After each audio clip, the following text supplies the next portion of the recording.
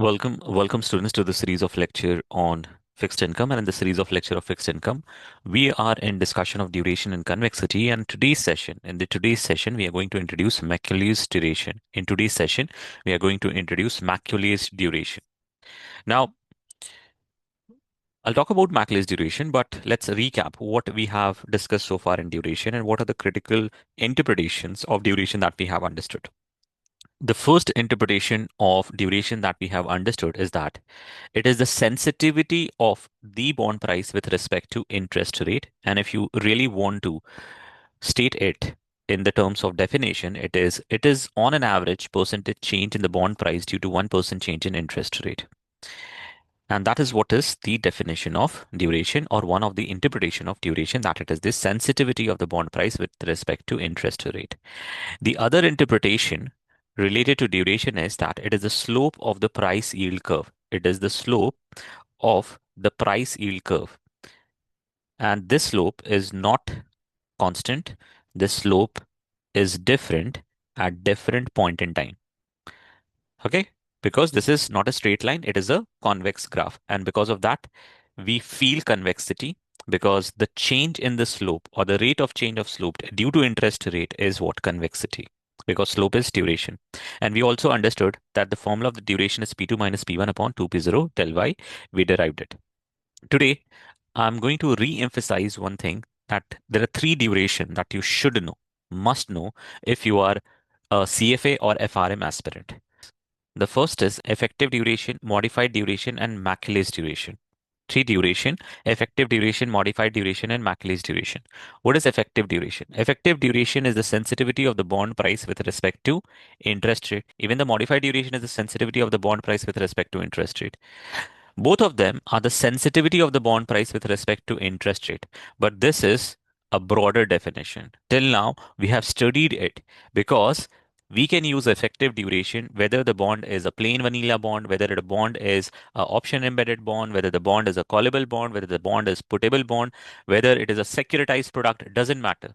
You can apply this formula P2 minus P1 upon 2P0 del Y, and you can find the duration of the bond, or effective duration of the bond, or the sensitivity of the bond price with respect to interest rate.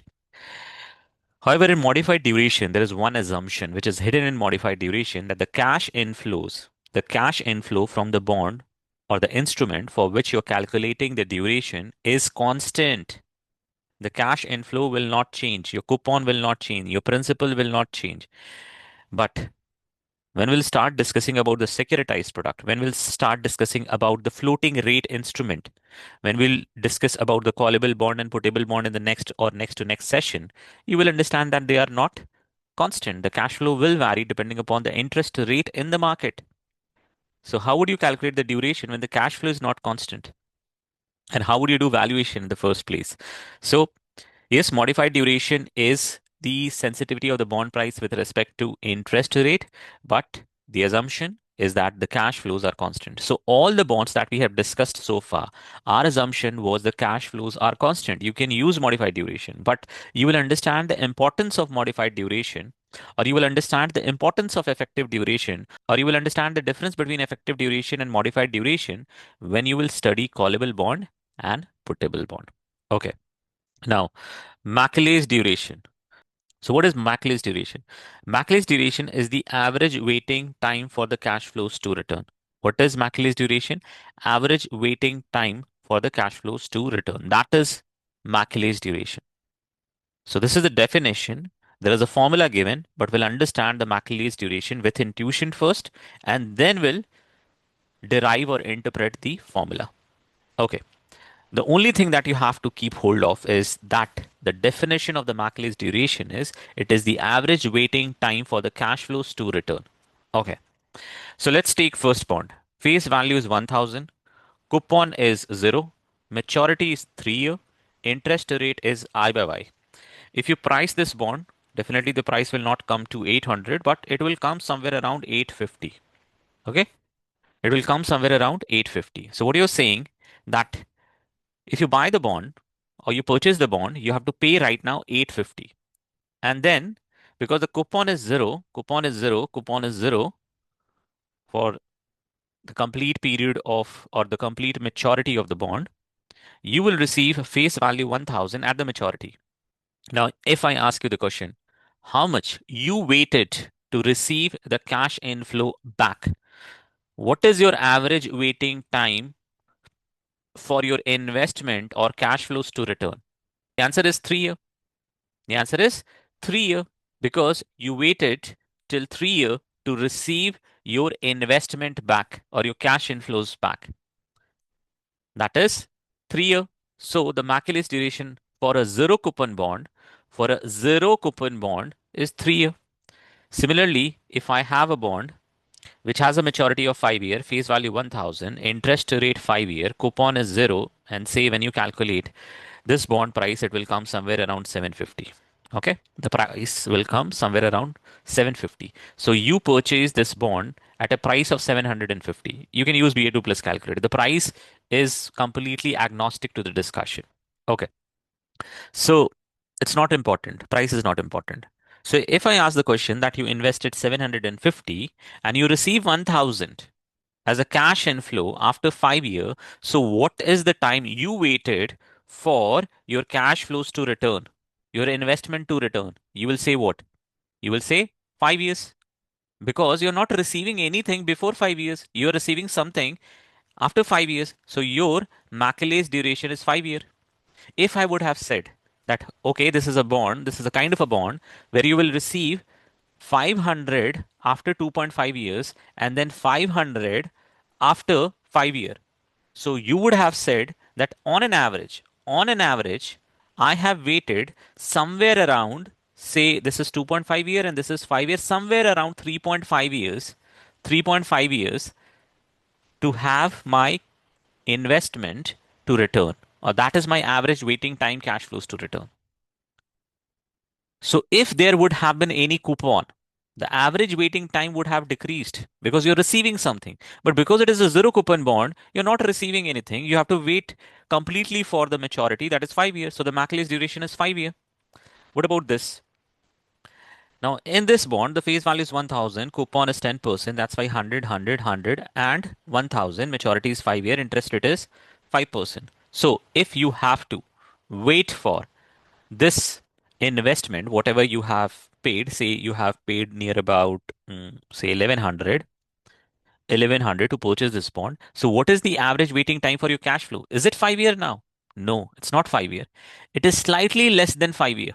Why? Because you're receiving something. You're not receiving a big amount like 1000, but at least you're receiving 100, and definitely there would be 1100.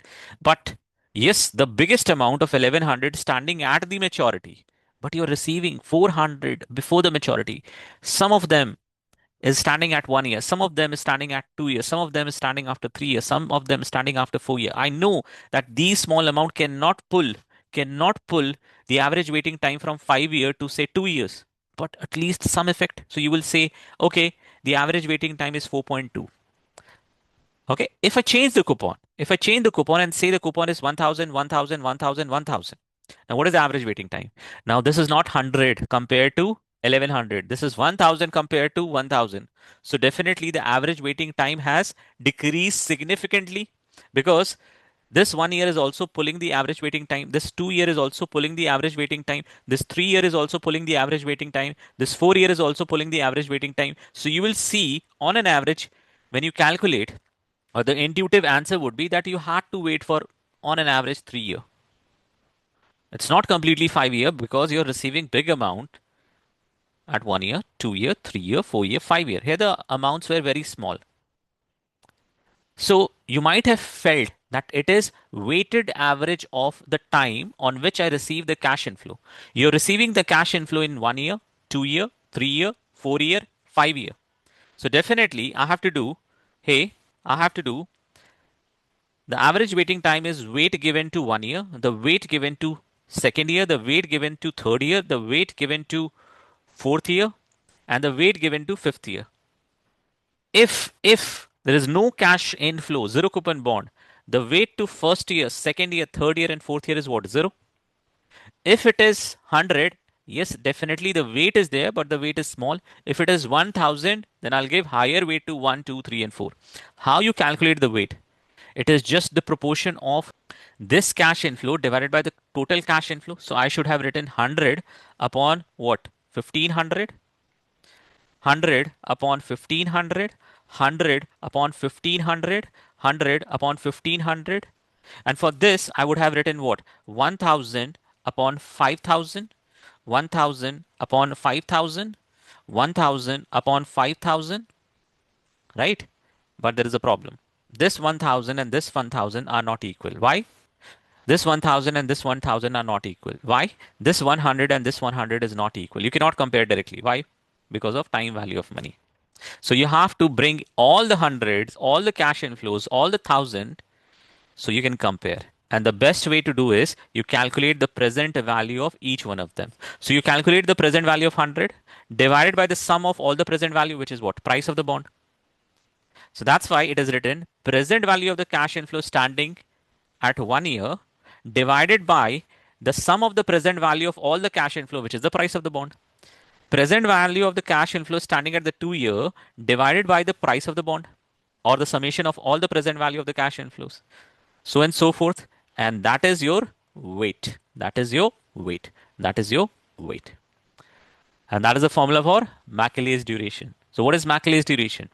Macaulay's duration is just average waiting time for the cash flows to return. For zero coupon bond, it is going to be maturity. So what you have learned, because the average waiting time for a zero coupon bond is going to be maturity, that means the Macaulay's duration is equal to the maturity. So can I say that the duration is highest? Duration is highest for a zero coupon bond because there the average waiting time is highest. If I introduce coupon in any zero coupon bond, the average waiting time will reduce and the duration will decrease. So higher the coupon, listen very carefully, higher the coupon, higher the duration or lower the duration? Lower the duration. Because higher the duration, you have less average waiting time for the cash flows to return. You're waiting less. The duration is less. The Macaulay's duration is less. Therefore, it has lesser sensitivity. Interesting. Think about it. Okay. So this was important to introduce Macaulay's duration because it introduced a concept, another concept, that duration is also dependent upon cash inflow. Okay. With that, I'll pause here. Thank you. Have a nice day.